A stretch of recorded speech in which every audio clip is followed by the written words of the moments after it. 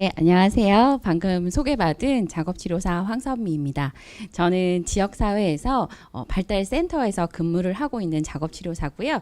그리고 이와 관련해서는 현재 WHO에서 하는 양육기술 훈련을 전달하는 FC로서도 활동을 하고 있습니다.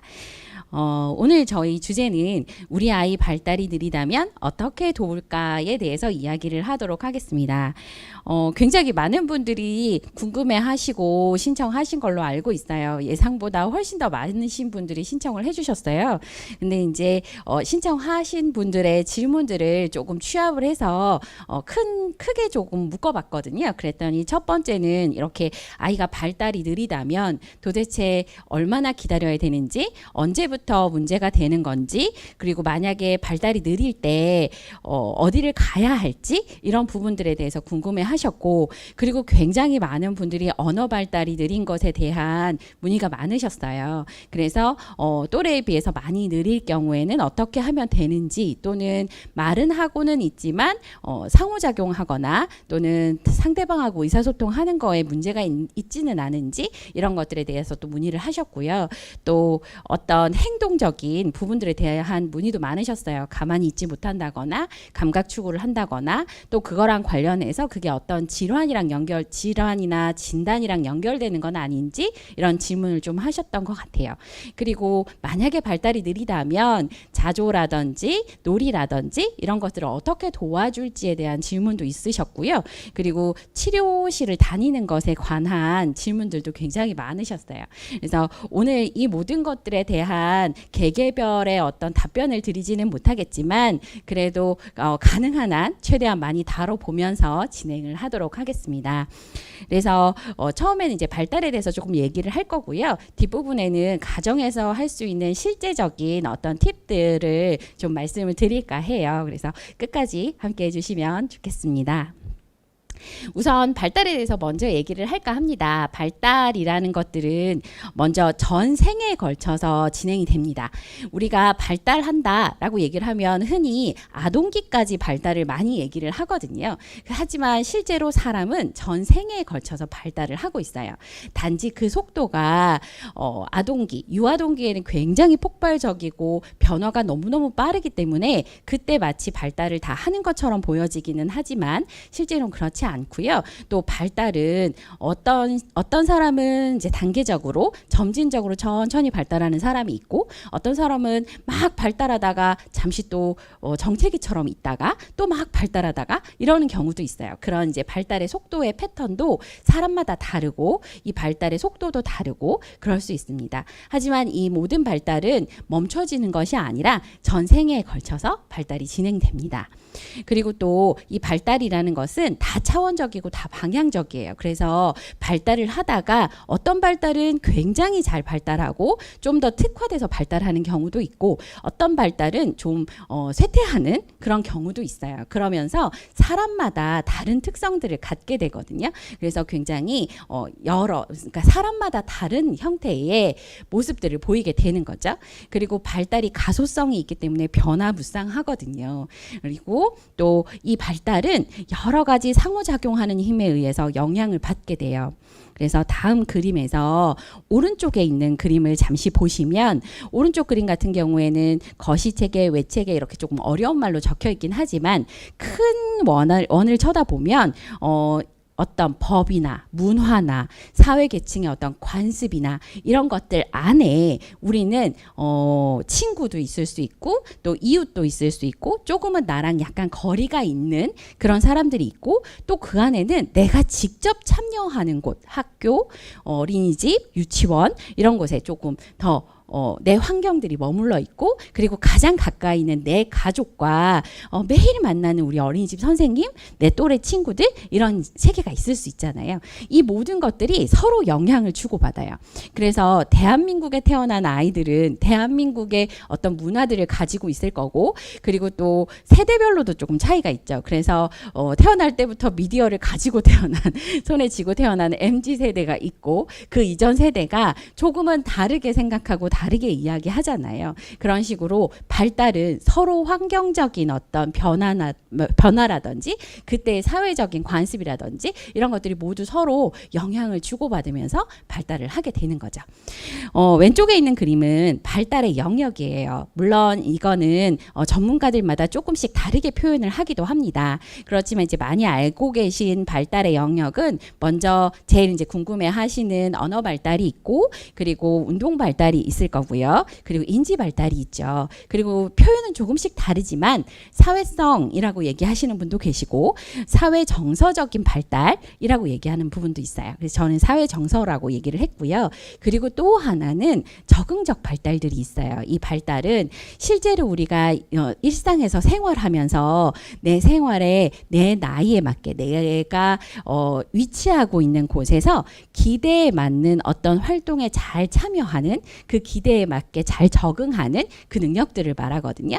예를 들어서 자조가 있을 수 있고 또 학교나 어린이집, 유치원에서의 또래 생활이 있을 수 있잖아요. 이런 적응도 발달의 하나의 영역으로 볼 수 있을 것 같습니다. 그러면 발달이 느리다는 건 어떤 걸 의미하는지 얘기를 해보도록 할게요. 우리가 발달을 체크할 때는 보통 과업, 발달 과업 이런 얘기도 하거든요. 그래서 12개월에 걷고 24개월에 뛰고 이런 식으로 각각 개월별로 발달의 지표들이 있어요. 그런데 이 지표는 사실은 많은 사람들이 이때쯤 그것을 하더라라고 하는 평균치를 낸 것을 말하거든요. 그래서 걷는 것을 보면 한 12개월쯤 되니까 굉장히 많은 사람들이 걷더라. 이렇게 해서 12개월을 발달 지표로 한 거예요. 이게 평균이고 이 평균에 해당하는 사람들이 굉장히 많겠죠. 그리고 발달이 느리다는 것은 이 평균에서 여기 지금 줄이 쳐지고 있는데 이 부분 발달의 기대치보다 한 25% 정도 느린 지연된 것을 발달이 느리다라고 이야기를 합니다. 그거를 어떠한 진단으로 얘기를 한다면 발달 지연으로 얘기할 수 있고, 이 발달 지연이 해당하는 나이, 기대되는 나이에 이루어져야 하는 발달이 잘 성취되지 않은 상태를 발달 지연이라고 하고, 그게 기대치보다 25% 정도 뒤처졌을 때 발달 지연이라고 하게 됩니다. 그런데 이런 발달 지연이든 발달 장애든 어떠한 진단을 내리는 것은 한 가지 어떤 특징만 보고 한 가지 영역의 발달이 지연된 것을 가지고 진단을 내리지는 않아요. 하지만 진단을 내릴 수 없어요. 너무 서로 연결이 있고 그리고 개인차가 굉장히 클 수 있기 때문에 한 가지 영역의 발달이 느리다고 다 똑같은 진단을 내리지는 않습니다. 발달 속도 모두 다르거든요. 하지만 어느 정도 기대되어야 되는 연령의 한계는 있잖아요. 그래서 보통 그것을 24개월로 보는 경우가 많아요. 24개월 정도 되었는데 그때 한 영역이라도 6에서 10개월 이상 차이가 난다. 그렇다면 이건 좀 상담이 필요할 수 있는 상황이라고 인지하시고 병원을 방문해서 상담이나 필요한 검사를 진행하는 게 좋겠습니다. 자, 이런 발달이 느린 원인은 굉장히 다양해요. 너무 많고 다양하고 또 어떤 것은 아직까지 원인이 밝혀지지 않은 것도 굉장히 많습니다. 그렇지만 이제 좀 많이 밝혀진 원인 중에 어떤 것은 태어날 때부터 이미 선천적으로 되뇌 발달에 문제가 있을 경우에 이런 발달 지연이나 발달이 느린 것들이 있을 수 있고요. 또 여러 가지 생물학적 원인들 때문에 나타나기도 합니다. 대사 이상이라든지 어떤 호르몬이라든지 신체적인 어떤 영양을 공급하는 상황이라든지 이런 것들에 어려움이 있거나 또는 감염이 있거나 이래서 발달에 지연이 있는 경우가 있을 수 있어요. 그리고 또 사회 경제적인 요인도 한 요인이 될 수 있어요. 예를 들어서 지금 우리나라에 있는 어떤 유아들과 우크라이나의 전쟁터 한가운데에 있는 유아들을 비교를 한다면 아무래도 교육적인 기회, 어떤 것들을 해볼 수 있는 여러 가지 경험 이런 것들이 차이가 많이 나게 되잖아요. 그런 것들은 결국엔 발달에 영향을 줄 수 있어요. 그래서 2차적으로 발달이 늦어지는 경우도 발생을 하게 됩니다. 간혹 백신 때문에 그런 것은 아니냐. 그래서 특히 MMR 백신 같은 것 때문에 자폐가 있었다. 뭐 이런 얘기들이 많이 한간에 있었어요. 하지만 최근 연구에 따르면 백신과 그런 것들은 관계가 없는 것으로 밝혀져 있습니다. 그리고 또 간혹 뭐 옛날 분들 같은 경우에 귀신, 신들림, 빙의 같이 좀 비과학적인 미신들에 의해서 그런 것은 아니냐, 또는 뭐 업보다 조상 탓이다, 이런 얘기들을 많이 하기도 하거든요. 하지만 이런 것들은 절대 발달이 늦는 것에 대한 원인이 될 수 없습니다. 자, 그러면 발달이 늦는 것은 어떻게 확인을 할 수 있을까? 우리가 그냥 눈으로 보통 옆집 아이랑 비교하면서 하기도 하지만 우리나라는 굉장히 영유아 검진이라는 좋은 제도가 있잖아요. 그래서 시기별로 병원을 찾아가서 이제 영유아 검진을 받게 돼요. 영유아 검진에는 발육도 보기도 하지만 발달도 체크를 하거든요. 그래서 계월별로 중요 발달들이 있고 그 발달들을 체크하면서 아이 발달이 잘 이루어지는지 계속해서 관찰하는 그런 좋은 프로그램이죠. 자, 이럴 때 이제 가서 발달을 체크를 했는데, 만약에 이제 발달 지연이 있을 경우에는 이제 담당해 주시는 의사 선생님들 이러신 분들이 이제 얘기를 해주시게 돼요. 그래서 발달이 너무 많이 늦거나 그럴 경우에는 심화 평가가 권고되기도 하고요. 또는 조금 늦지만 그 영역이 하나거나 할 경우에는 좀 지켜봅시다 라는 식으로 추적 관찰을 요망하는 경우도 있습니다. 하지만 이제 부모님들은 이런 것들을 이제 보시면서 어떤 발달 과업 하나의 달성, 뭐 12개월에 걸어야 되는데 우리 아이가 아직 12개월인데 못 걸었어, 이런 수치보다는 오히려 우리 아이의 발달이 어떻게 진행되고 있는지 전체 흐름을 계속해서 관찰하고 알고 계시는 것들이 중요해요. 특히 언어 발달이 그러하거든요. 언어 발달 경우에는 다른 발달 영역에 비해서도 개인차가 굉장히 큰 발달이에요. 그래서 언어 발달은 발달이 어떻게 흘러가는지를 알고 있는 것이 굉장히 중요할 수 있습니다. 그럴 때 언어 발달의 가장 중요한 시기로 본다면 영유아 검진 때 18에서 24개월 검진이 굉장히 중요하다고 볼 수 있어요. 요거는 이제 그 24개월 즈음 했을 때 영유아 검진을 하는 발달 검진표예요. 여기를 보면 이제 대근육 같은 경우에 뭐 1번 보면 양발을 모아서 동시에 깡충 뛴다, 뭐 이런 항목들 있잖아요. 이것들이 어떻게 지금 진행되는지, 어느 정도 하고 있는지, 이런 걸 하는 거죠. 24개월이지만 24개월에 아직 안 되는 친구 있어요. 그리고 좀 미숙한 친구도 있어요. 또 굉장히 빠른 친구도 있어요. 그거는 개인차가 있고 그것들이 항상 다 어떤 문제의 상황이다 라고 알려주는 것은 아닐 수 있거든요. 하지만 전체적인 흐름을 보면서 다른 발달들은 어떤지, 골고루 발달을 하고 있는지, 어떤 발달은 지나치게 느린 건 아닌지 이렇게 한번 비교해 보시는 게 좋죠. 언어 발달을 조금 더 자세히 볼까 합니다. 언어 발달의 경우는 우리는 언어 발달이라고 얘기를 하지만 사실은 의사소통을 보는 거예요. 의사소통이라는 거는 누군가 타인과 메시지를, 내가 원하는 어떠한 메시지를 주고 받고 하는 것들이 의사소통이잖아요. 요거는 메시지를 주고 받고 또 전달, 그냥 일방적인 전달도 있어요. 그리고 대화를 진행하기도 하고, 또는 그렇게 하면서 그때는 말을 하기도 하지만 기호, 글자 같은 걸 쓰기도 하고, 이렇게 손하트 이런 것처럼 상징들을 사용을 하면서 우리는 의사소통을 하고 있어요. 그 의사소통은 직접적인 말도 있고, 미디어나 아니면 이런 우리 휴대폰 사용하는 것처럼 통신 장비를 이용하는 의사소통도 있을 수 있죠. 이 의사소통에는 언어적인 의사소통과 비언어적인 의사소통이 있어요. 언어적 의사소통은 말에 해당하고요. 비언어적인 의사소통은 손짓, 몸짓, 그리고 눈짓, 쳐다보는 거, 이런 것들도 다 비언어적인 의사소통이고, 그리고 우는 것, 짜증내는 것, 떼쓰는 것, 이런 모든 약간은 조금 우리를 힘들게 하는 문제 행동이라고도 간혹 볼 수 있는 그런 것들도 비언어적 의사소통으로 사용하기도 합니다. 그리고 이 의사소통은 여러 가지 이제 기능들을 가지고 있는데, 특히 다른 사람과 상호작용하는 면에서 필수적인 기능은 요구하기와 공유하기예요. 요구하기는 다들 아시죠? 줘, 내놔, 하고 싶어, 이런 것들이 요구하기잖아요. 이런 요구하기 기능도 있고요. 또 의사소통의 기능에는 공유하기도 있어요. 공유하기는 와, 저거 봐봐, 이게 뭐야? 이런 식으로 쳐다보고 내가 이걸 다른 사람한테 알려주거나 내가 보고 있고 내가 이거 관심 있음을 알려주는 것, 또는 어디 부딪혔는데 아야 나 아프잖아, 이렇게 하는 것들, 이런 것들이 모두 다 공유하기에 해당을 할 수 있죠. 그래서 우리가 언어 발달 이야기를 할 때는 이 요구하기와 공유하기를 다 같이 이야기를 하는 거예요. 간혹 주세요 이런 식으로 요구하기만을 좀 가르치는 경향이 있거든요. 하지만 공유하기도 대인과의 상호작용에는 굉장히 필수적인 요소라는 것을 꼭 기억을 해주시기를 바랍니다. 자, 아까도 얘기했지만 언어 발달은요 굉장히 개인차가 커요.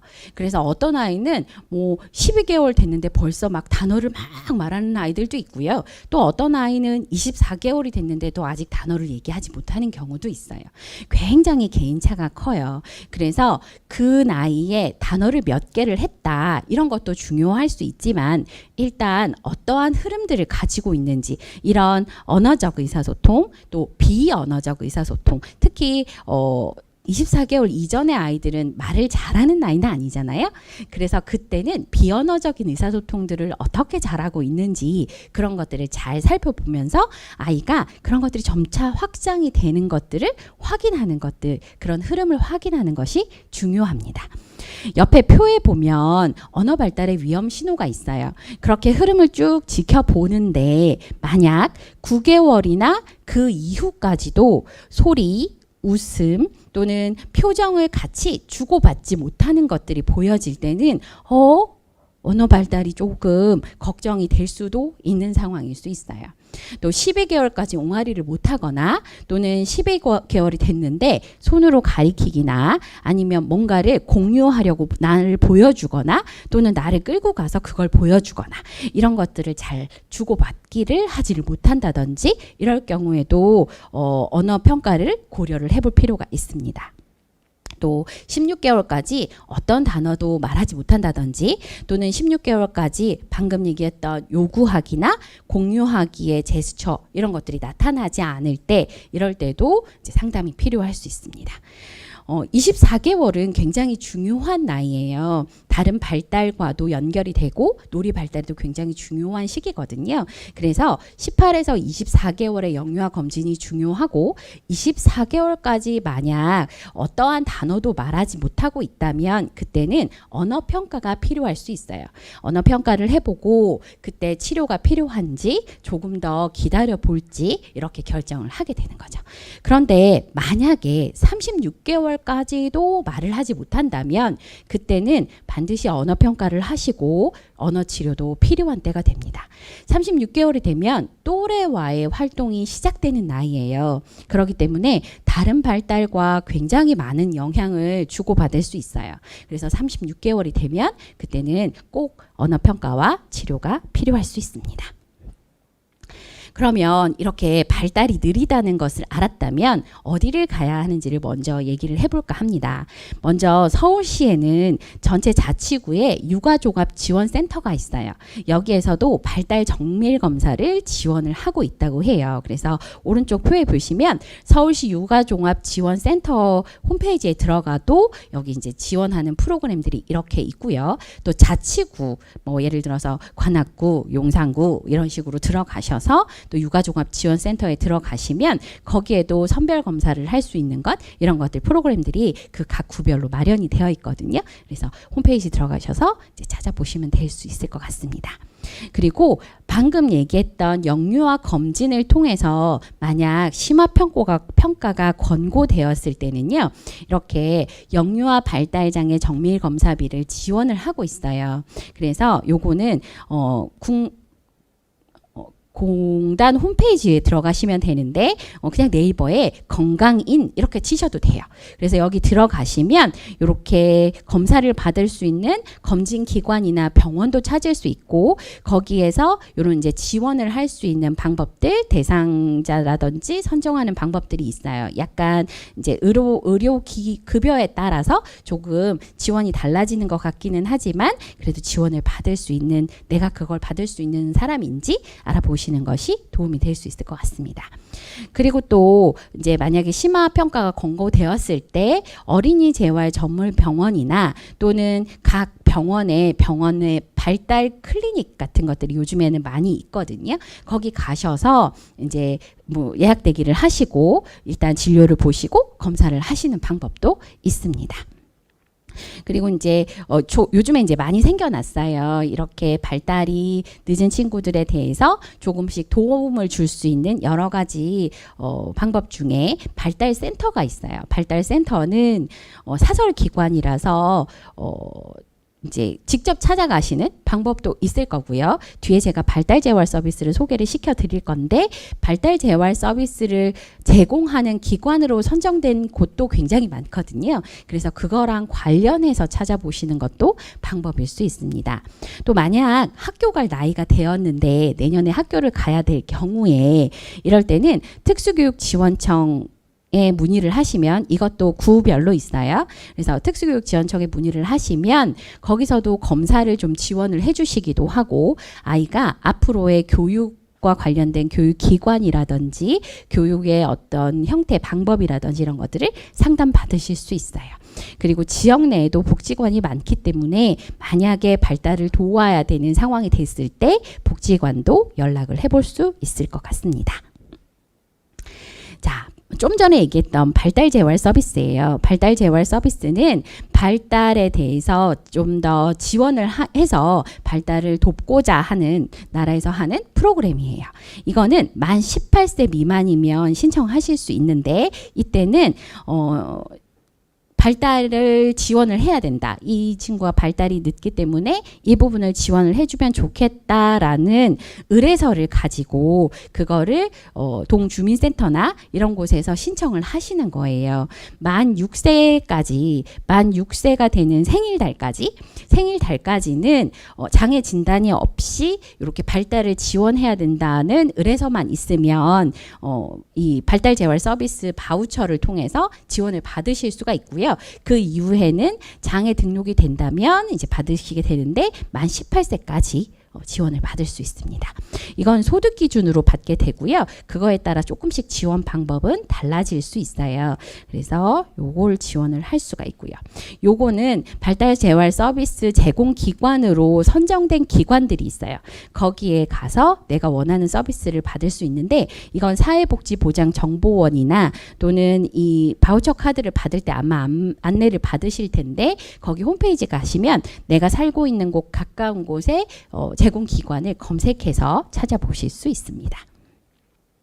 만약에 발달 재활 서비스가 아닌 다른 서비스를 찾아본다면 영유아 발달 지원 서비스가 있어요. 이건 발달 재활 서비스와는 중복돼서 지원되지는 않습니다. 그리고 자치구별로 이걸 하는 곳과 하지 않는 곳이 있어요. 그래서 내가 살고 있는 지역에 영유아 발달 지원 서비스가 있는지 찾아보시는 것도 필요할 수 있겠습니다. 이것은 발달 문제가 우려되는 영유아에 대한 중재 서비스를 제공하는 거예요. 그래서 이것도 역시 이제 소득 기준이 있고요. 만 6세 이하 아동에게 이제 제공되는 거고요. 좀 전에 얘기했던 발달 재활 서비스라든지 또는 뭐 다른 심리 지원 서비스하고는 중복되지는 않습니다. 그래서 만약에 이걸 받으시면 발달 재활 서비스는 사용하실 수가 없는 거죠. 영유아 발달 지원 서비스 같은 경우는 한 2년 정도 사용을 할 수가 있어요. 그래서 이게 우리 구에 만약에 되고 그걸 제공하는 기관을 찾으신다면 그것들을 이제 사용을 하실 수 있게 됩니다. 그 다음에 또 소개해드리고 싶은 것은 WHO에서 양육기술훈련이라는 프로그램을 하고 있어요. 이건 WHO의 CST라는 프로그램입니다. 만 2세부터 9세까지 발달 장애가 있거나 발달 지연이 있거나 발달 의심이 되는 아동의 양육자를 위한 프로그램이에요. 양육자에게 양육 기술을 잘 알려드리고 그것들을 잘 할 수 있도록 양육자를 도와서 양육자가 다시 아이의 발달을 도울 수 있도록 하는 프로그램입니다. 그래서 그룹으로 진행을 하고요. 현재는 비대면으로 진행을 하고 있습니다. 그래서 총 10회기의 프로그램이 진행이 되고요. 이때는 약간 쌍방으로 진행하는 그런 프로그램이에요. 그래서 보시면 아이를 잘 참여하게 하는 방법, 그리고 의사소통을 좀 이해하고 촉진하는 방법, 문제 행동이 있을 때 그걸 예방하고 대체 행동을 가르치는 방법, 그 다음에 새로운 기술을 가르치고 나의 웰빙을 잘 지키는 방법에 대한 세션들로 만들어져 있어요. 이것은 그룹으로 진행은 하지만 또 3번의 가정 방문이 있어서 또 개별적인 지원도 할 수 있거든요. 그래서 올해는 또 보건복지부에서 이걸 지원을 해주고 있어요. 그래서 혹시 이제 여기 보신다면 지금은 한국자폐인사랑협회에서 이거를 맡아서 추진을 하고 있거든요. 여기에 홈페이지 들어가시면 신청하실 수 있습니다. 자, 그러면 이제 찾아갈 곳은 이제 봤고요. 만약에 발달이 느리다면 나는 무엇을 해줄지에 대해서 한번 얘기를 해볼까 해요. 우리 집에서 나는 우리 아이한테 도대체 어떤 걸 해줄까? 막막할 수도 있고 또 나는 되게 잘해주긴 하는데 아이가 잘 안 따라주는 것 같고 이런 것들 되게 많으시거든요. 그래서 한번 그 부분에 대해서 얘기를 해볼까 합니다.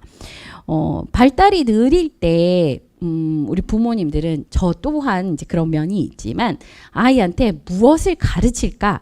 어떻게 하면 이걸 알게 할까? 이런 생각부터 먼저 하거든요. 그런데 사실은 그것보다 먼저 돼야 되는 게 있어요. 내가 우리 아이를 너무너무 잘 알고 있는 것 같지만 내가 아이를 좀 더 잘 가르치고 발달을 좀 돕기 위해서는 조금 더 전략적으로 그런 정보들을 사용할 필요가 있거든요. 그래서 먼저 우리 아이에 대해서 좀 어떤 아이인지에 대해서 생각해 볼 필요가 있어요. 제가 이제 상담을 할 때 어머님들한테 어떤 아이예요? 이렇게 물어보면 우리 아이는 굉장히 밝아요. 활발해요. 이렇게 얘기하시거든요. 물론 그것도 맞습니다. 그것도 맞는데 그거보다 조금 더 구체적으로 얘기를 하면 내가 아이와 함께 하기 위한 함께 할 때 어떻게 어떤 방식으로 무엇으로 이렇게 하는 것들을 좀 잘할 수 있거든요. 그래서 먼저 해야 하는 건 내 아이는 어떤 아이인가를 먼저 하는 거예요. 내 아이가 좋아하는 게 뭐지? 그럼 보통 먹는 거 얘기하시고 장난감 얘기하시고 캐릭터 얘기하시고 막 하거든요. 물론 다 맞습니다. 그러면 그런 것들을 이용을 하면 좀 더 잘 놀겠구나 라고 연결이 될 수 있거든요. 그래서 좋아하는 거, 관심 있는 거는 뭐지? 이걸 잘 찾아내는 거죠. 그 다음에 싫어하는 것과 힘들어하는 것은 뭐지? 이렇게 다 구별을 해주는 거예요. 그렇게 했을 때 그걸 우리 아이는 어떻게 표현을 하고 있지? 어떻게 나한테 그걸 메시지를 전달하지? 이렇게 생각을 해봅시다. 만약에 좋아하는 게 있으면 아이는 어떻게 할까요? 우리 아이는 막 달라고 하는 아이인가요? 아니면 좋아하고 관심 있는 것을 보고 막 흥분을 하는 아이일까요? 아니면 그 좋아하고 관심 있는 것을 가만히 쳐다보고 있는 아이일까요? 그건 아이들마다 좀 다르잖아요. 내 아이는 어떻게 그걸 표현하고 있을까요? 또 싫어하거나 힘들어하는 건 어떻게 표현하죠? 도망을 가나요? 소리를 지르고 안 하겠다고 막 거부를 하는 아이도 있고요. 또 어떤 아이는 또 가만히 쳐다보는 아이도 있어요. 또 어떤 아이는 싫거나 힘들지만 엄마가 하라고 하면 꾹 참고 하는 아이도 있거든요. 내 아이는 어떤 아이인지 잘 찾아보는 게 필요하죠. 옆에 그림에 보면 여자아이가 막 손잡고 있는데 떼를 쓰고 있어요. 엄마 약간 빠직 화났거든요. 왜 그랬을까요? 아이를 잘 보면 손가락으로 이렇게 인형을 가리키고 있거든요. 이 아이는 원하는 것이나 관심 있는 걸 손으로 가리키는 아이인 것 같아요. 그리고 그거를 엄마한테 표현을 했는데 손으로 가리켜서 만약에 알아주지 않았다면 아니면 안 들어줄 것 같다면 이렇게 떼를 쓰는 아이일 수 있죠. 이걸 엄마가 잘 파악한다면 너 뭐 때문에 그렇구나 라고 알아차리고 그걸 어떻게 표현하면 될지 또는 어떻게 나한테 요구하면 될지 이런 것들을 알려줄 수 있는 기회가 될 수 있죠. 자, 그러면서 어떤 놀이를 하고 있는지, 어떻게 놀이를 하고 있는지, 어떤 방식을 할 때 재미있고 잘 노는지 이런 것들을 또 찾아볼 수 있을 것 같고요. 그리고 또 제일 좋은 거는 그걸 보여주는 아이가 있다면 어떨 때 아이가 가장 잘 배우는지를 관찰하신다면 그건 정말 정말 좋은 나의 무기가 될 수 있을 것 같아요. 자, 그럼 그럴 때는 언제를 관찰하는 건가? 이렇게 이제 본다면요. 저는 이제 그 전문가별로 이 삶의 어떤 활동을 나누는 것들은 조금씩 달라요. 그런데 전 작업치료사라서 작업치료사 기준으로 한번 이제 이 삶의 어떤 활동들을 나눠볼게요. 우리가 살면서 하고 싶어 하는 거랑 그리고 꼭 해야 되는 거랑 또 내가 맡은 연령, 역할에 기대되는 활동들이에요. 이게 총 9가지거든요. 그래서 놀이가 있고요. 수면과 휴식이 있을 거고 일이 있고 일상생활 활동이 있어요. 일상생활 활동에는 우리가 흔히 얘기하는 자조 활동들 이런 것들이 들어가죠. 그리고 복합적 일상생활 활동이라고 하는데 이 복합적 일상생활 활동은 나보다는 조금 타인 아니면 어떤 걸 관리하는 것 그래서 뭐 아이를 돌본다든지 집을 청소한다든지 세탁을 한다든지 우편물을 챙긴다든지 이런 것들이 이제 복합적 일상생활 활동이에요. 그 다음 교육이 있고 여가가 있고 사회적 참여가 있고 건강관리가 있어요. 그런데 이거는 사람이 살아가는 동안 해당하는 연령 또는 그때 기대된 내가 어떤 역할을 가졌는지 또 기대되는 것들에 따라서 이것들의 비중이 좀 다르거든요. 예를 들어서 가정주부는 여기에서 복합적 일상생활 활동이 엄청 많아요. 아이도 돌봐야죠. 밥도 해야죠. 세탁도 해야죠. 굉장히 많잖아요. 그리고 거기에 만약 맞벌이거나 막 이러면 일도 해야 되고 이런 굉장히 많을 수 있어요. 그런데 우리의 아이들, 유아 동기의 아이들은요. 이 삶의 영역에서 가장 많이 차지하는 것 놀이겠죠. 놀이가 굉장히 많은 영역을 차지해요. 물론 이때는 수면과 휴식도 굉장히 중요하고 일상생활 활동도 중요해요. 잘 먹어야 되고 잘 싸야 되고 그렇잖아요. 그런 활동도 너무너무 중요하고 그리고 그때 교육을 받기 위해서 교육기관에 가서 이제 교육도 막 시작을 하고 그 다음에 막 친구도 생겨나고 이런 것도 많지만 그 많은 시간을 놀이를 통해서 하게 되거든요. 그래서 우리는 아이를 잘 가르칠 때 이 놀이라는 것들을 절대 빼놓고 생각할 수가 없는 거죠. 이거를 많은 부모님들도 알고 계세요. 그래서 질문하실 때 어떻게 놀아줘야 되나요? 이런 질문이 굉장히 많았거든요. 그래서 그 부분에 대해서 이제 이야기를 해보도록 하겠습니다. 자, 우리가 방금 얘기했던 이런 일상, 내 삶에서 우리 아이의 하루를 이렇게 봤을 때요. 가장 중요한 것은 아이와 같이 하는 거예요. 같이. 그래야 내가 무언가를 가르쳐 줄 수 있고 아이를 도울 수 있고 발달도 도울 수 있고 그럴 수 있잖아요. 그래서 같이 하는 건데 이 같이 하는 모든 활동이 아주 즐겁고 신나고 재밌어야 돼요. 만약에 그렇지 않다면 아이가 참여하기 쉽지가 않죠. 물론 그렇지 않은 활동들도 있어요. 이닦기 같은 것들을 좋아하는 아이도 있지만 많은 아이들이 좋아하지 않잖아요. 그럴 수 있지만 우린 그걸 최대한 즐겁고 신나고 재밌게 해서 아이가 함께 같이 할 수 있도록 하면 우리가 아이를 배울 수 있도록 가르칠 수 있는 그런 기회들을 많이 가지게 되거든요. 그래서 무엇이든 같이 할 수 있는 시간들을 가지는 것은 굉장히 중요합니다. 근데 시간이 많은 게 중요하냐? 그건 사실 그렇지 않아요. 사실 5분을 놀더라도 정말로 같이 하는 시간이 중요하거든요. 그래서 그 시간의 질이 중요하지 또 양은 절대적으로 중요하지 않습니다. 자, 그럼 어떻게 같이 하느냐? 그거에 대해서 이제 얘기를 해볼까 해요. 같이 할 때는 먼저 우리가 아까 우리 아이는 어떤 아이지? 이 얘기 했었잖아요. 그래서 아이의 특성에 맞게 같이 하는 것이 필요합니다. 거기에서 만든 정보를 가지고 하는 거예요. 그래서 우리 아이의 정보를 보면 우리 아이가 어떤 아이지? 성격은 어때? 좀 급한가? 아니면 좀 느긋한가? 아니면 실패하는 걸 좀 많이 힘들어하나? 부끄러움이 많은가?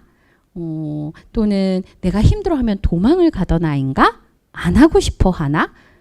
실패해도 열심히 해서 그걸 될 때까지 하는 아이인가? 이런 특성들이 있잖아요. 그래서 내 아이의 그런 특성들을 잘 이해를 해주면 내 아이가 지금 우리 아이가 지금 조금 힘들구나. 이럴 때는 잘 못 배울 것 같아. 그러면 시간을 좀 더 줘야지. 이렇게 알 수 있거든요. 그래서 우리 아이가 어떤 아이인지 먼저 찾아보는 게 중요하고요. 그 다음에 중요한 거는 내 아이가 발달이 지금 현재 느린지 빠른지도 중요하지만 지금 현재 어떤 것을 할 수 있는 발달 수준인지를 아는 것도 중요해요. 그래서 아이가 발달 수준상 이건 너무 어려운데 그걸 제한을 하면 아이는 너무 힘들겠죠. 그러면 그걸 즐겁고 신나고 재밌게 하기 어렵거든요. 또 너무 쉬운 걸 주면 재미가 없어요. 그래서 아이의 수준에 맞는 활동을 주기 위해서 우리 아이는 지금 어느 정도 발달을 했는지를 잘 파악하는 것이 중요합니다. 예를 들어서 계단을 오르내리기를 해요. 근데 우리 아이는 아직까지 계단을 한 번에 한 계단을 가는 것만 할 수 있어요. 한 발. 이렇게 두 발을 동시에 올리는 거죠. 하나 하고 또 하나 이렇게 올라가는 그 정도의 발달을 가지고 있는 아이한테 빨리빨리 한 발 한 발 한 발 한 발 이렇게 기대를 하는 건 어렵잖아요. 그래서 내 아이가 지금 어떤 수준의 발달을 가지고 있는지를 잘 파악을 해서 그 수준에서 시작할 수 있도록 그래서 아이가 좀 하니까 되잖아. 성공하잖아. 그래서 너무 재밌네. 이렇게 느낄 수 있도록 아이의 발달 수준을 잘 파악하고 있는 것이 중요합니다. 그리고 우리 아이는 뭘 하고 싶어 하는지도 잘 알고 있어야 돼요. 그리고 꼭 해야 되는 것들도 알고 계셔야 돼요. 해야 하는 거를 못하게 아니면 안 해도 되는 걸로 바꿀 필요는 없어요. 해야 하는 것이나 기대되는 것을 하게끔 하되 아이 수준에 맞게 고쳐주면 되거든요. 그래서 그런 것들을 잘 파악하는 것도 필요할 수 있겠습니다. 그 다음에 우리 아이가 있는 그 환경도 중요해요. 그래서 편안하고 안정된 분위기의 환경을 만들어 주는 것이 좀 더 잘 집중하고 좀 더 차분한 상태로 나와 어떤 활동을 할 수 있는 여건이 되는 거거든요. 근데 너무 막 시끄럽고 자극이 많고 뭔가 흥분될 것들이 엄청나게 많은 곳에서 집중하는 건 상당히 힘들어요. 그래서 그렇게 편안하고 안정된 분위기를 만들어 주고 집중할 수 있는 환경을 만들어 주는 것이 필요합니다. 그리고 나는 아이를 어떻게 도와줄 수 있는가? 그 도울 수 있는 위치를 잘 선정하는 것도 필요하거든요. 그럼 뒤에서 한번 다시 얘기해 보겠습니다. 그리고 우리 아이가 하고 있는 과제에 대해서도 좀 생각을 해봐야 돼요. 이 과제가 우리 아이는 이 과제를 좋아할까? 여기에 관심이 있을까? 관심이 없으면 아무리 내밀어도 다른 데 쳐다보고 딴짓하고 그건 당연히 아이들이 그렇잖아요. 그래서 아이가 관심 있는 과제인지를 먼저 생각해 보는 게 좋아요. 놀자 그러고 갔는데 우리 아이가 별로 관심 없는 장난감을 내밀면 아이는 자기가 좋아하는 장난감 하고 싶으니까 엄마가 내민 거에 관심이 없어지잖아요. 그럼 같이 하기 굉장히 어렵거든요. 그래서 먼저 아이가 좋아하고 관심 있어 하는 걸 알아서 그걸로 과제를 시작하는 것이 좋을 것 같습니다. 그리고 성공을 하는 것도 중요해요. 내가 그거를 조금만 했더니 성공하잖아. 그럼 우리는 정말 재미있다고 느낄 수 있어요. 그런데 너무 성공하기 어려운 과제를 시켜버리면 재미없고 힘들고 우리한테 누가 지금 미적분 갖다 주는 것과 같을 수 있거든요. 그러면 누가 그걸 잘 참여할 수 있겠어요.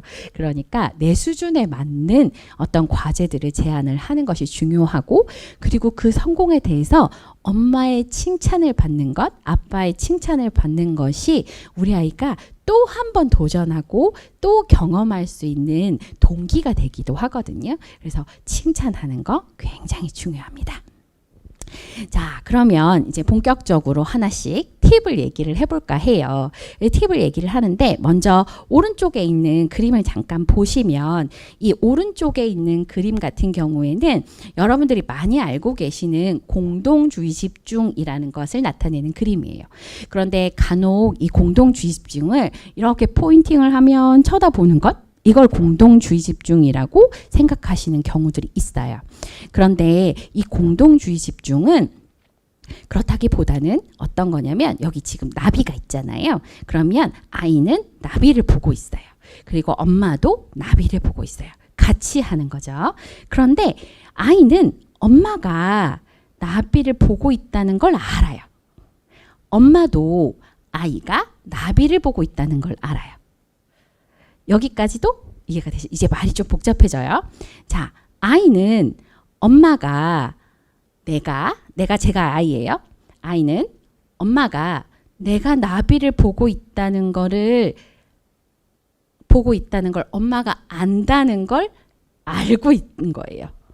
좀 어렵죠? 이게 화살표가 빙글빙글 돌거든요. 다시 한번. 아이는 엄마가 나비를 보고 있는 내가 나비를 보고 있다는 걸 엄마가 알고 있다는 걸 알아요. 그래서 내가 나비를 가리키면 말하지 않아도 엄마가 나비라고 말해줄 것이라고 아는 거예요. 이게 공동주의 집중이거든요. 말이 복잡해가지고 굉장히 어려운데 다시 한번 설명을 할게요. 아이도 나비를 보고 있어요. 엄마도 나비를 보고 있어요. 엄마는 아이가 나비를 보고 있다는 걸 알아요. 아이도 엄마가 나비를 보고 있다는 걸 알아요. 그리고 엄마가 나비를 보고 있다는 거를 아이가 알고 있다는 걸 엄마도 아는 거예요. 이게 여러 단계 거쳐서 서로 보고 있고 서로 알고 있고 내가 안다는 것도 상대방이 알아야 되는 거죠. 이게 공동주의 집중이에요. 그래야 우리는 말이라는 걸 하기 이전에 내가 나비를 가리키면 저 사람이 내가 나비를 가리켰다는 걸 알고 있을 거라고 아니까 나비를 가리키면서 쳐다보면 엄마가 이 얘기를 해줄 거라고 기대하게 되는 거거든요.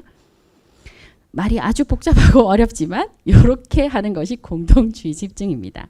이렇게 하려면요. 어디 있어야 될까요? 아이와 아이 뒤에서 얘기를 하면 이 공동주의 집중이 잘 될까요? 어떤 게 좋은지 조금 생각을 해보겠습니다. 자, 첫 번째 환경으로 도움을 주는 거를 할 거예요. 오른쪽 집이 있었어요. 이 오른쪽 집은 사실은 왼쪽 집이었는데 나중에 오른쪽 집이 됐대요. 다들 이렇게 되시잖아요. 하다 보면 막 물건이 늘어나서 이렇게 많이 돼요. 그런데 어느 쪽에 있을 때 아이가 좀 더 집중을 하고 편안하게 참여할 수 있을까요? 잘 보시면 벽에 막 가나다라 붙어 있고 막 뽀로로 매트에 집도 여러 채고 장난감도 많고 막 이래요. 그러면 엄마가 와서 우리 같이 놀자 하고 왔는데 우리 같이 미끄럼 타자 하고 미끄럼 타는 동안 아이는 다른 장난감이 보이잖아요. 그럼 그 장난감으로 갈 수도 있어요. 우선 내가 아이를 잘 가르치고 아이와 함께 하기 위해서는 주변을 좀 정리하는 것이 필요합니다. 좀 더 집중할 수 있도록 주변을 잘 정리해서 나랑 아이가 하는 활동에 좀 더 집중할 수 있게 환경을 좀 꾸며주시는 게 좋아요. 자, 조금 전에 조인트 어텐션, 그 공동주의 집중 얘기했던 걸 다시 해볼게요. 자, 그러면 여기 엄마하고 아이하고 되게 즐겁게 지금 뭔가를 하고 있어요. 뭔가 그림 그리기 같은 걸 하고 있는 것 같아요. 자, 이렇게 하고 있을 때 우리 아이가 조금 발달이 늦어요. 또는 눈 맞춤이 어렵거나 또는 말이 아직 잘 되지 않는 그런 아이예요. 그림을 그리다가 엄마한테 뭔가를 보여주고 싶어요. 공유하고 싶거나 또는 요구하고 싶어요. 그러려면 아이는 엄마를 쳐다보기 위해서 고개를 많이 돌려야 하고 그걸 가리키는 것도 동시에 해야 하거든요. 요건 상당히 좀 불편한 위치일 수 있어요. 그래서 요 엄마는 조금 더 좋은 위치로 간 것 같아요. 아이 눈높이에서 하고 있죠. 이렇게 되면 좀 더 많은 눈맞춤이 일어날 수 있어요. 활동을 같이 하면서 아이가 엄마를 이렇게 봤을 때 바로 눈을 쳐다볼 수 있는 위치에 있기 때문에 자연스럽게 눈 맞춤을 하고 엄마가 내가 하고 있는 거를 보고 있다는 것도 알아차릴 수 있잖아요. 그래서 요런 위치도 좋을 수 있어요. 그런데 요것 또한 엄마가 아이를 관찰하기에는 조금 어려운 위치일 수 있죠. 왜냐하면 아이 얼굴을 보고 다시 활동을 보면 활동과 아이 얼굴에 대해서 이렇게 보고 있는 이렇게 좀 움직임이 많아서 아이와 눈 맞출 기회를 놓치기도 하고 또는 아이가 무엇을 하고 있는지를 놓치기도 할 수 있어요. 그래서 제일 좋은 위치는 이렇게 마주 앉는 위치가 될 수 있을 것 같아요. 그래서 가능한 한 마주 앉고 아이와 눈높이를 맞추면 엄마 눈 보고 말해야지 하지 않아도 굉장히 자연스럽게 엄마와 눈 맞출 수 있는 기회들이 많이 생겨나거든요. 그래서 이렇게 하는 것이 필요합니다. 근데 요 그림에서는 조금 엄마가 불편해요. 나중에 이제 허리가 아플 수 있을 것 같은 생각이 들잖아요. 그래서 가급적이면 좀 더 테이블이나 이런 것들을 활용을 해서 조금 이제 눈높이도 맞추고 엄마도 좀 앉을 수 있는 그런 위치로 사용을 하면 좋을 것 같습니다. 그래서 이렇게 테이블, 유아 테이블들을 활용을 하시는 것도 좋은 방법일 수 있을 것 같아요. 그리고 왼쪽에 있는 것은 흡착 유아식기 이렇게 막 검색하시면 이런 게 되게 많이 나와요. 흡착이라 가지고 바닥이 고무 그 흡착판으로 되어 있어요. 잘 안 움직이거든요. 그래서 숟가락질을 하거나 이런 것들이 어려운 친구들, 특히 밥을 뜨는 것들을 조금 더 힘들어하는 친구들이 많거든요. 그래서 바닥에 고정돼 있는 식기는 힘을 받기가 좋으니까 좀 더 음식을 잘 먹을 수 뜰 수 있는 그런 게 될 수도 있고 또 요 볼 같은 경우에는 약간 위로 솟아 있는 벽이 있어요. 그래서 그 벽을 이용을 해서 숟가락질을 하는데 좀 더 도움을 줄 수 있잖아요. 그럼 아이는 좀 더 많은 성공의 경험을 가질 수도 있고 그러면 내가 성공했으니까 나 또 해봐야지 하는 동기들도 많이 생겨날 수 있고 스스로 하려고 하는 기회들도 많이 생겨날 수가 있죠. 그래서 이렇게 환경적으로 도와주어서 아이가 새로이 배우기도 하고 내가 하고 있는 것을 좀 더 능숙하게 연습하고 할 수 있는 경험을 만들어 줄 수 있을 것 같습니다. 그리고 또 아이가 좀 자세가 조금 잘 아직까지 발달하지 못하거나 해서 바닥에 앉아서 놀 때 좀 많이 기대거나 등을 기대거나 하는 경우도 많아요. 이렇게 할 때는 내가 잘 몸을 이렇게 기대거나 하는 바람에 활동을 오래 지속하기가 어려울 수 있거든요.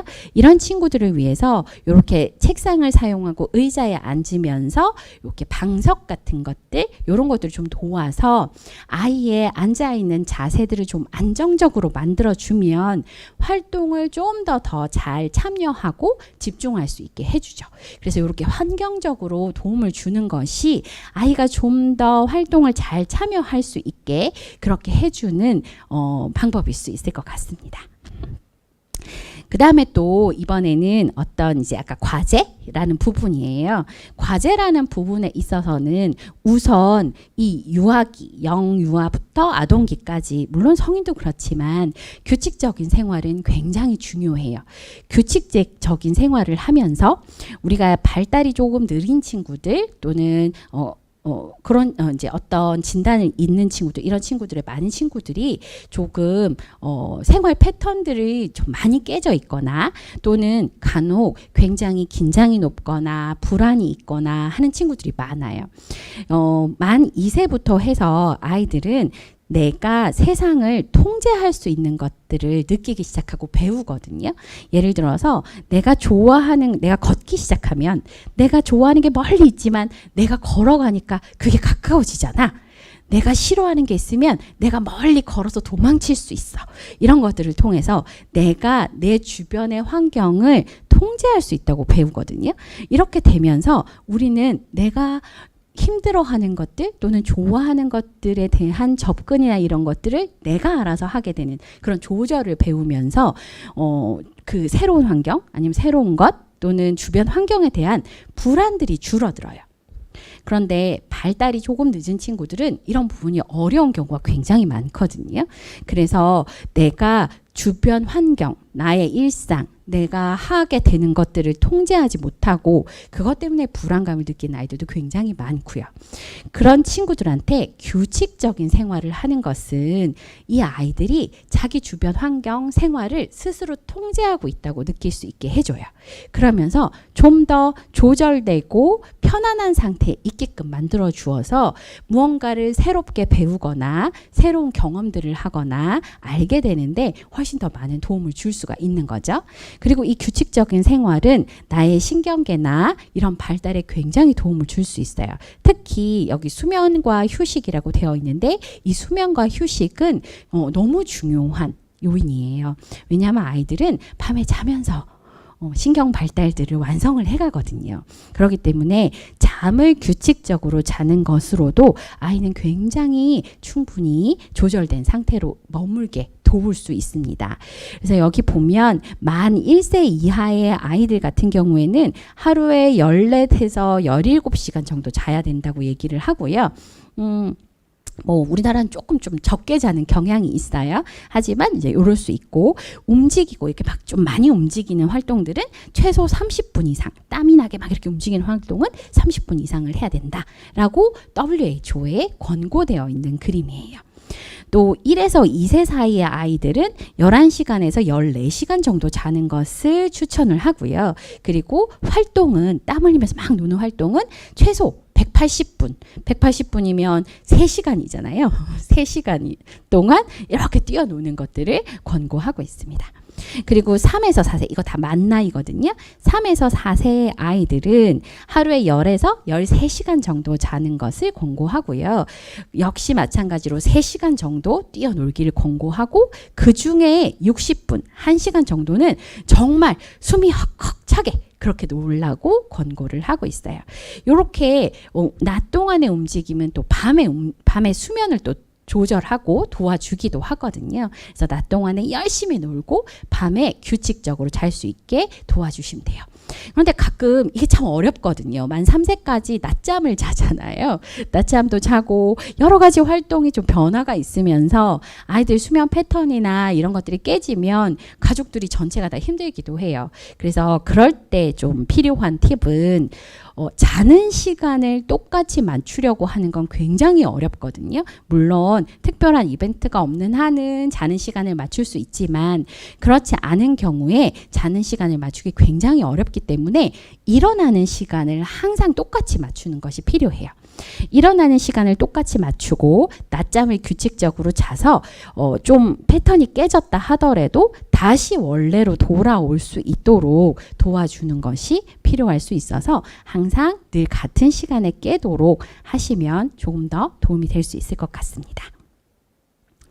그 다음은 이제 어떤 가르치는 방법들이에요. 그래서 자조기술이나 이런 것들을 가르치는 방법인데요. 요것도 뭐 이제 또 전문가들 따라 조금씩 다른 용어를 사용을 하지만 우리가 예를 들어서 어떤 옷 입기를 가르쳐야 돼 라고 얘기를 한다고 쳤을 때 옷 입기 하면 사실은 그냥 옷 입기로 통으로 생각하는 게 아니라 그 안에는 되게 많은 옷 입기들이 들어있어요. 예를 들어서 바지 입기도 있을 수 있고 위도 티셔츠 입기도 있을 수 있고 또 어떤 때는 뭐 잠바를 입어야 될 수도 있고 양말도 신고 팬티도 입고 신발도 신는 것들이 다 옷 입기에 들어갈 수 있잖아요. 그런데 그 중에서 나는 어떤 옷 입기를 할 건지를 먼저 결정하시는 게 중요할 것 같아요. 여기에서 조금 더 쉬운 거는 바지 입고 벗고 하는 것이 조금 더 쉽고요. 그 다음에 양말 그리고 위도시거든요. 이런 식으로 조금 더 아이가 좀 잘할 수 있는 어떤 아이는 좀 다르기는 한 것 같아요. 그래서 우리 아이는 어떤 아이인지 잘 봐서 이 중에 어떤 옷 입기를 가르칠까 먼저 좀 더 쉽고 빨리 재미있게 배울 수 있는 옷 입기는 어떤 옷 입기인가 찾아보시는 것도 좋을 것 같아요. 자, 그래서 만약에 위도 입기를 결정을 했어요. 위도 입기를 보면 옆에 그림도 있죠. 처음에 머리를 넣어요. 머리 넣고 그 다음에 팔 하나 넣고 반대쪽도 팔도 딱 넣고 그러고 나서 옷을 이렇게 끌어내리는 것이 티셔츠 입기의 완성이잖아요. 그래서 이렇게 티셔츠 입기를 완성을 할 때 우리는 흔히 그냥 위도 입기 하면 자 머리 넣어 팔 넣어 이렇게 막 하거든요. 그런데 이렇게 단계가 있는 거예요. 옷 입기를 하려면 머리를 넣어야 돼. 팔을 넣어야 돼. 옷을 끌어내려야 돼. 이렇게 단계가 있고요.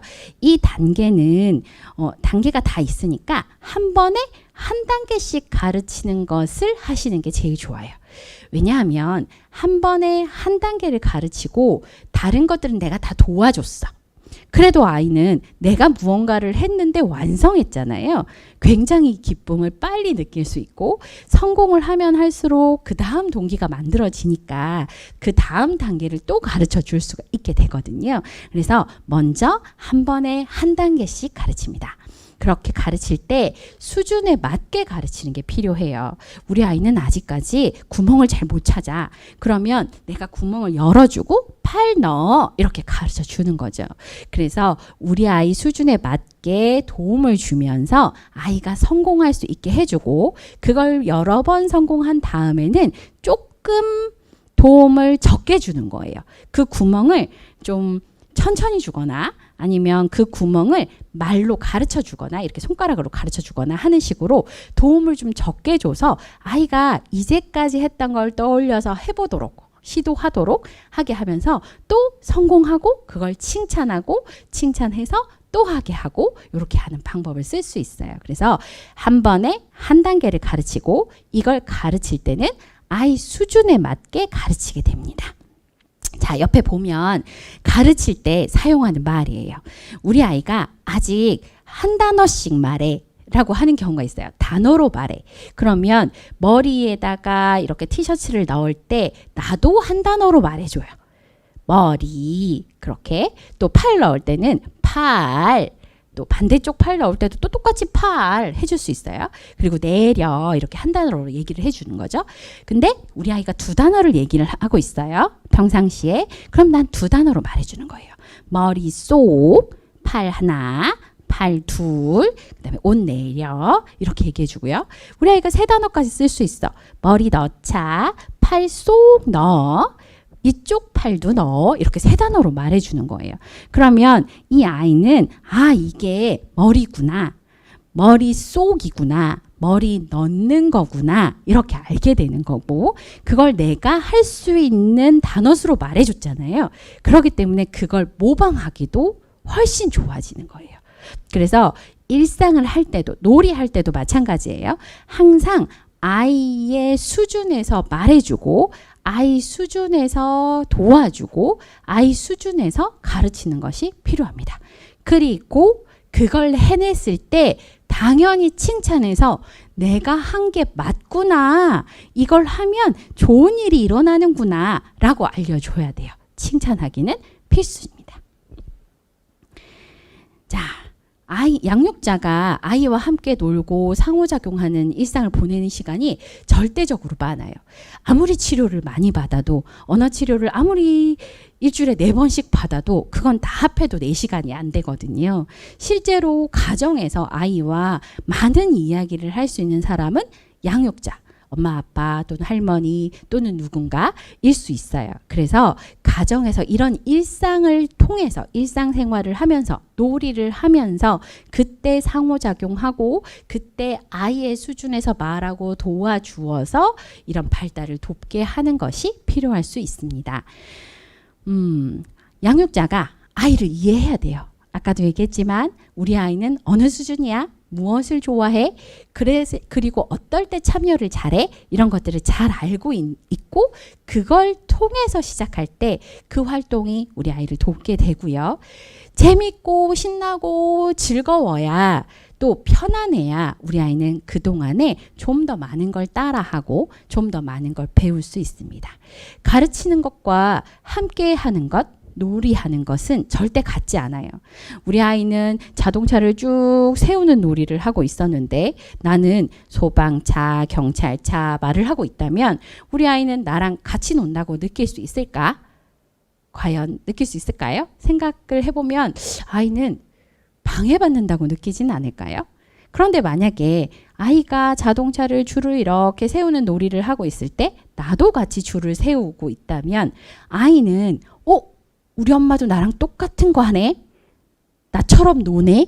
라고 생각할 거고 우리 아이가 그거를 한 단어로 말을 한다면 뭐 빵빵, 빵빵, 빵빵 이렇게 말을 해주면서 그 놀이를 한다면 아, 내가 하는 이 놀이는 빵빵이라고 말할 수 있구나 라고 배울 수 있는 시간들이 생겨나잖아요. 그래서 아이의 놀이를 같이 할 때 또는 아까처럼 옷 입기 같은 것을 할 때는 같이 하고 가르치는 것이 아니라 같이 하면서 그것들을 아이 수준에 맞게 도움을 주는 것이 중요하겠습니다. 자, 질문들이 되게 많았어요. 질문들이 많았어서 그중에 이제 몇 개들을 추려서 관련된 질문들이 있을 것 같아서 추려봤는데요.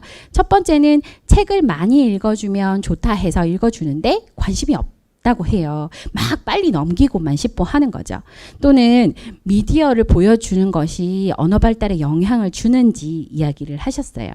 우선 먼저 책을 얘기를 한다면 요건 조금 전에 얘기한 거. 아이 수준에 맞게 하시는 게 필요하죠. 우리 아이는 단어로 얘기를 하고 있는데 나는 글자를 다 읽고 있으면 우리 아이는 무슨 말을 하는지 잘 모를 수 있잖아요. 그렇기 때문에 그때는 단어, 그 그림에 있는 어떤 그림들을 단어로 읽어주는 것이 아이가 아, 그게 그 말이구나 라고 알 수 있는 거죠. 그래서 아이 수준에 맞게 책을 읽어주는 것이 필요할 수 있죠. 그게 아니니까 아이는 재미가 없어요. 근데 이거 다 넘겨야 끝나잖아요. 빨리 넘기는 거죠. 그럴 수 있고 또 어떤 아이는 이렇게 휙휙 지나가는 그런 막 뭔가 움직이는 것 같은 걸 되게 좋아하는 아이도 있어요. 그럼 같이 넘기죠 뭐. 같이 넘기면서 넘겨 아니면 휙 이렇게 하면서 이제 놀이를 같이 하는 것도 방법일 수 있습니다. 그러다가 보이는 어떤 걸 또 단어로 얘기를 해주거나 내 아이가 두 단어로 말하면 두 단어로 말해주거나 이렇게 그렇게 하는 거죠.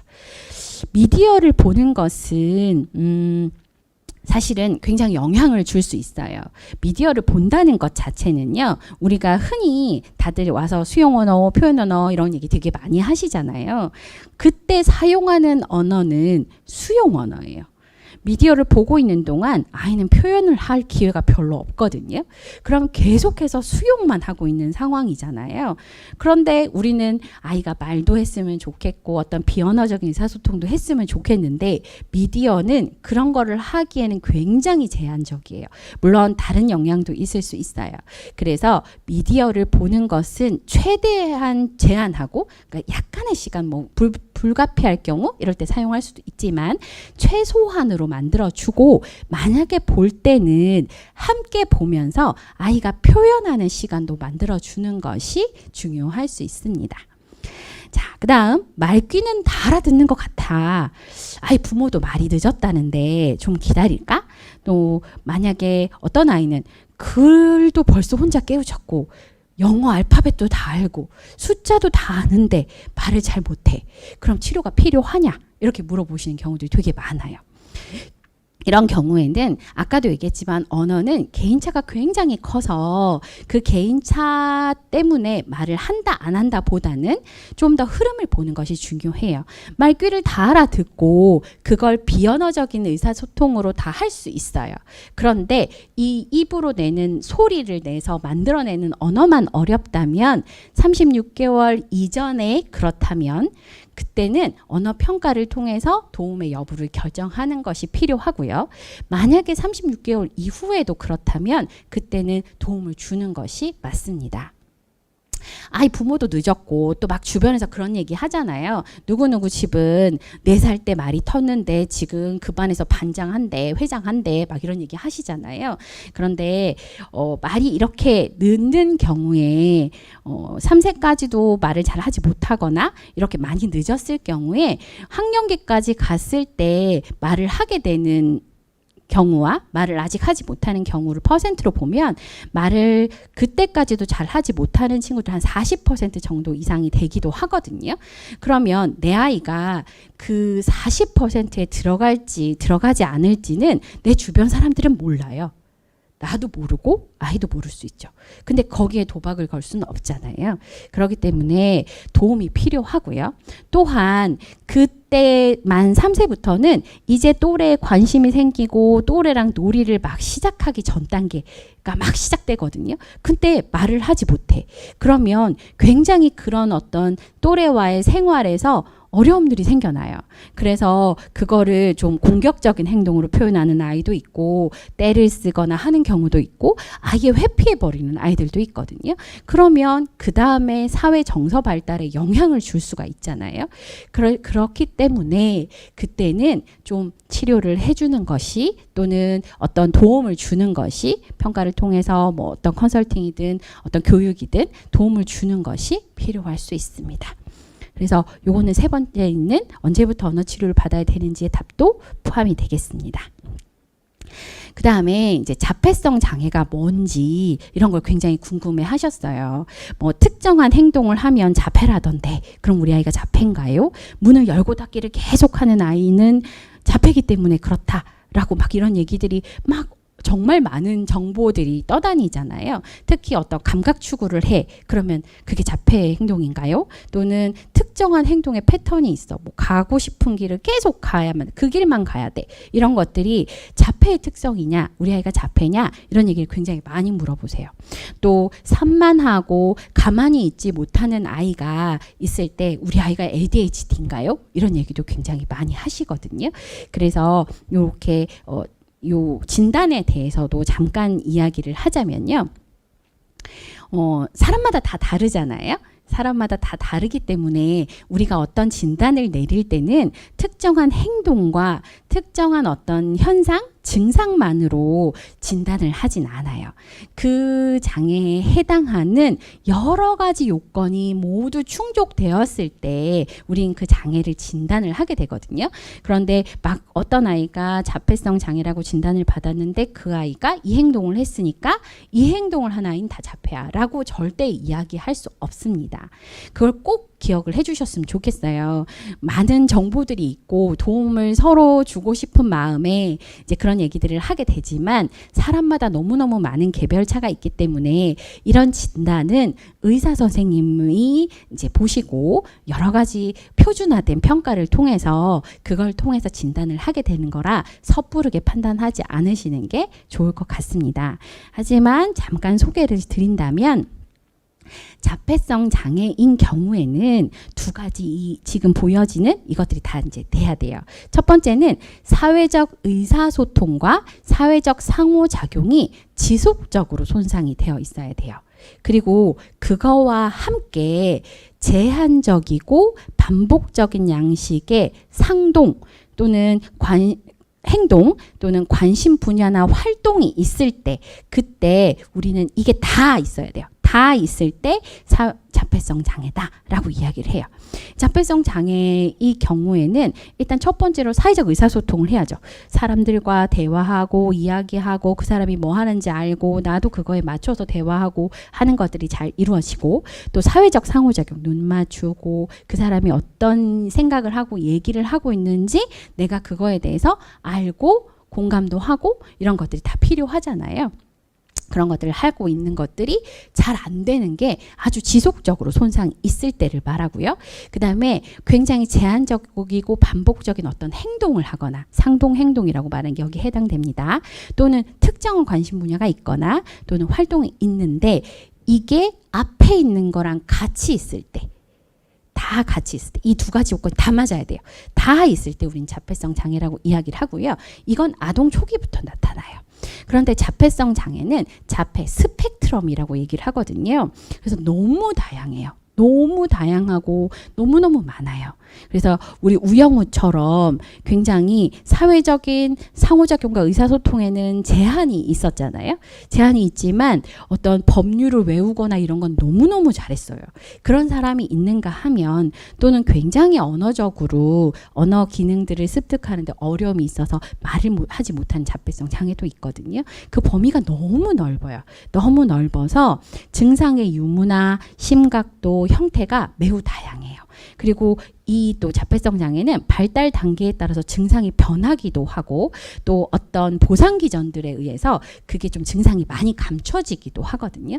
그래서 자폐성 장애를 판단할 때는 단순하게 행동 또는 뭐 이런 것들을 하나를 가지고 판단하는 것이 아니라 옛날부터 어땠는지를 다 가지고 이제 판단을 하게 됩니다. 요거는 그렇기 때문에 우리가 판단하는 것이 아니라 의사 선생님이 요런 이제 어떤 진단 기준들에 관련된 것들을 보면서 요거 말고도 이제 또 다른 기준들이 있거든요. 그래서 요걸 가지고 이제 판단을 하시게 되죠. 그 다음에 이제 지적장애는 이전에는 어떤 특정한 IQ 테스트 이런 거 테스트를 가지고 기준을 잡는다라고 얘기를 했었지만 지금은 그렇지 않고요. 그래서 발달 시기에 시작되는 것이 지적장애고요. 여기에서 개념적인 부분 영역 또 사회적인 영역 실행 영역에서 다 어떤 지적 기능, 적응 기능 모두의 결함이 있어야 돼요.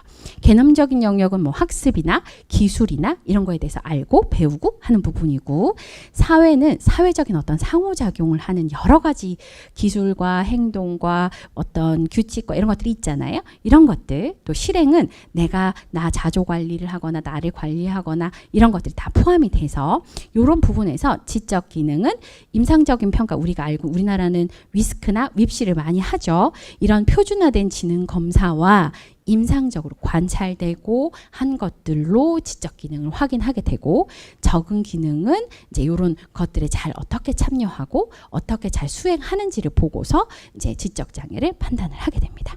그래서 적응 기능에 결함이 있으면 이제 여러 가지 이제 환경에서 한 가지 이상의 기능에 제한이 오죠. 그래서 의사소통에 어렵거나 사회적인 참여가 어렵거나 아니면 스스로 독립적으로 어떤 수행들을 하는 것들이 어려울 수 있어요. 이게 이제 지적장애의 진단 기준이 될 수 있습니다.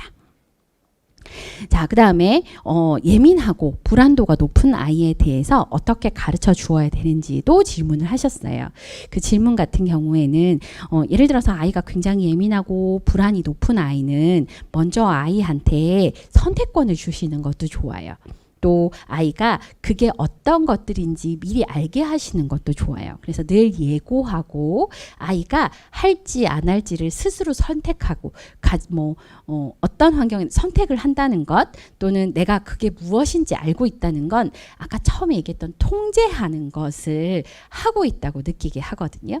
내가 내 주변의 환경을 통제하고 있으니 어떤 불안하고 예측하지 못하는 사건들을 내가 제어할 수 있다라는 생각이 들기 시작하면 이 불안들이 조금씩 줄어들어요.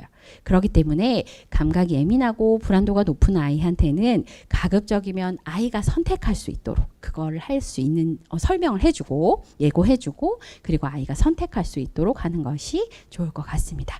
그런 상태에서 이제 가르치는 것이 좋고요. 또 만약에 너무 힘들어하는 자극이 있다면 그 자극을 경험하고 그 자극에 노출되는 것이 아이를 편안하게 만드는 방법은 아니에요. 그렇기 때문에 아이가 스스로 그걸 잘 접근할 수 있도록 환경을 만들어주는 것이 필요합니다. 그거에 예고하기와 선택하기를 쓸 수 있을 것 같아요. 자, 말이 느려서 그런지 문제 행동이 있다고 했어요. 자해나 공격 행동 이럴 때는 어떻게 할까? 또 떼쓰기가 너무 심할 때 어떻게 훈육할까에 대한 질문이 있었어요. 요거는 어떤 문제 행동이 일어나면 그 문제 행동은 어떤 메시지를 전달하고 있는지를 알아보는 게 좋아요. 그래서 문제 행동의 메시지는 크게는 이렇게 4가지로 나누는데 사실 요거 말고도 또 있을 수도 있어요. 자, 첫 번째는 원하는 것을 얻기 위해 그러니까 뭔가 요구하고 싶어서 문제 행동을 일으키기도 하죠. 그러면 내가 이 아이가 왜 그 행동을 하는지를 알면 대처하는 방법도 달라지거든요. 원하는 것을 얻기 위해서 문제 행동을 하면 바르게 요구하는 법을 가르치는 것이 중요해요. 만약에 들어줄 거라면 그 말이나 아니면 비언어적인 표현 손을 내밀거나 가리키거나 가져오거나 쳐다보거나 하는 것들을 함으로써 요구하기를 그렇게 하는 거야 라고 알려주는 방법을 쓰는 게 좋고 만약 들어주지 않으실 거면 그걸 빨리 자리를 떠나시는 또는 다른 활동을 하는 무시하시는 그런 방법을 쓸 수 있을 것 같습니다.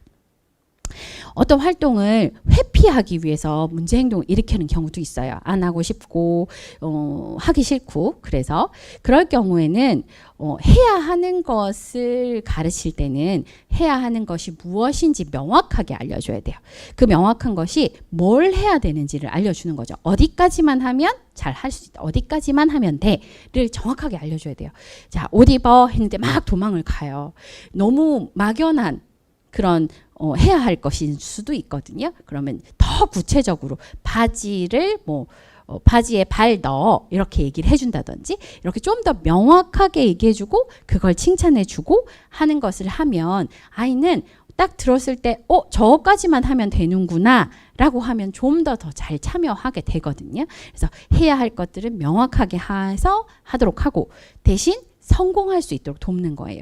그냥 옷 입기 이렇게 크게 하는 것이 아니라 바지에 발 넣어 해주고 내가 나머지 바지 딱 올려주는 걸 해주는 거죠. 야, 바지 입었어가 될 수 있잖아요. 그런 식으로 성공할 수 있도록 도와서 활동을 참여할 수 있게 도울 수 있습니다. 그 다음에 관심 끌기를 때문에 어떤 문제 행동을 일으키는 경우들이 있어요. 자해도 할 수 있고 타해도 할 수 있고 여러 가지가 있을 수 있잖아요. 그럴 때 또 근데 이 관심 끌기 할 때 주의하실 게 있어요. 아이가 아파서 공유하기 위해서 관심 끌기처럼 나올 때도 있고요. 이 상황이 너무 불편해서 그럴 수도 있어요. 엄마 나 이거 너무 불편해 알아줘 하느라고 관심 끌기를 할 수도 있거든요. 그렇기 때문에 그 두 가지가 아닌지를 먼저 파악하시고요. 그 두 가지가 아닌데 관심 끌기 행동을 하고 있어요.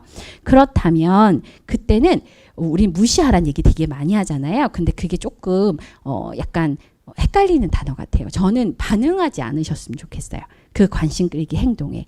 대신 더하기, 꼭 같이 세트로 잘하고 있는 것에 관심 주기를 같이 해야 돼요.